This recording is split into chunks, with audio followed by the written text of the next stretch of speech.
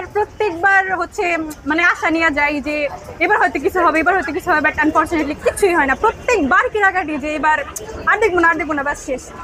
But আমরা বেহায়া, বাঙালি যেহেতু বেহায়া দেখতেই হয়, দেখার পরে আবার আশা চলে যায়। তো আজকে আবার বেহায়ার মতন যাব, দেখি কি হয়। যদি জিতে যায় তাহলে তো হয়েছেই, আর না জিতলে আবার কেনাকাটা আবার যাবো। আমাকে মিস করেন কিনা অ্যাজ এ প্লেয়ার?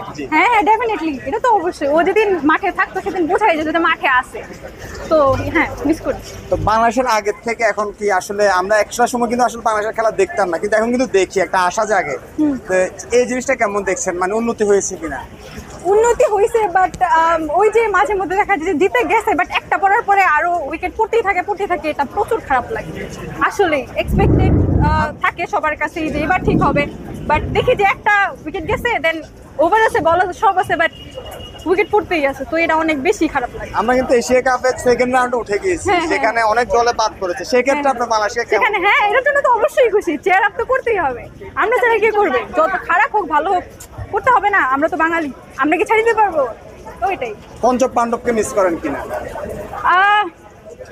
টুকটাক, এতটাও না, যতটা মানে এতটা না, ঠিকঠাক।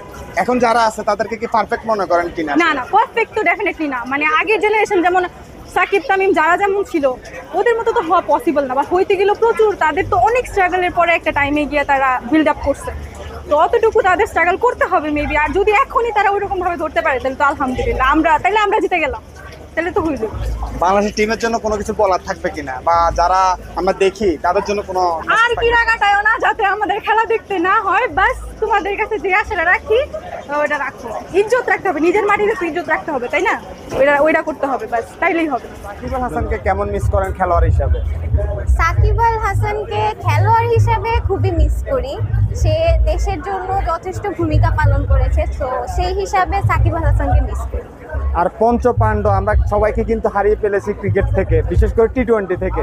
তাদেরকে কেমন মিস করেন? মুশফিকুর রহিম, মাহমুদুল্লাহ রিয়াদ, মাশরাফি, আবার হচ্ছে সাকিব আল হাসান, মানে ওরা পাঁচ পাণ্ডব আমরা যেটা বলতাম, তাদেরকে কেমন মিস করেন আসলে? বাংলাদেশের খেলা হলে সব থেকে বেশি এক্সাইটেড মানুষ থাকতো এই পাঁচজনকে একসাথে দেখার জন্য।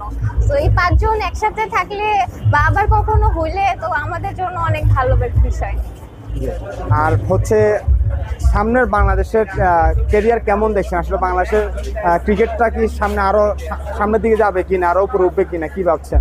আমরা তো শুভাকাঙ্ক্ষী যে সামনে বাংলাদেশ এগিয়ে যাক, ক্রিকেট আরো সামনে এগিয়ে যাক। আমরা এটা সবসময় চাবো যেন বাংলাদেশের ক্রিকেট অনেক বড় হয়, অনেক ভালো করে সামনে, এটা আমরা সবসময় চাবো। আজকে খেলাটি দেখা হবে কিনা?